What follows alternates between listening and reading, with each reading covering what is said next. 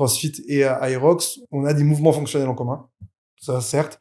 Mais par contre, après ça, il y a plus rien en commun. Ma vision, c'est le CrossFit, c'est une méthodologie d'entraînement et le but, c'est de préparer des athlètes complets qui puissent répondre à peu près tout ce qui est possible et imaginable. On leur demande pas d'être les meilleurs, mais par contre, peu importe la tâche, ils sont censés être capables de l'accomplir.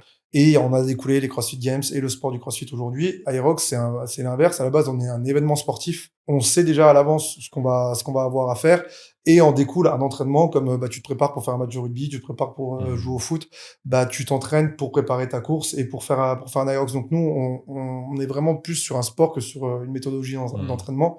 On a découlé derrière l'affiliation parce que si les gens veulent préparer une course Aerox, il faut qu'ils s'entraînent en conséquence. Donc du coup, il faut aller s'entraîner dans une salle affiliée pour pouvoir avoir une prépa qui correspond à ce que tu veux faire.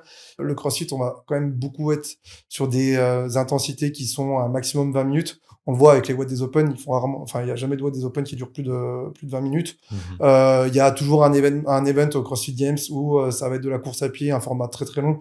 Mais en soi, la plupart des events restent des événements courts. Alors que nous, c'est quelque chose de timé. On sait que pour les élites, ça va être autour de 50 minutes. Pour le commun des mortels, ça va être plutôt 1h30, voire 2 heures.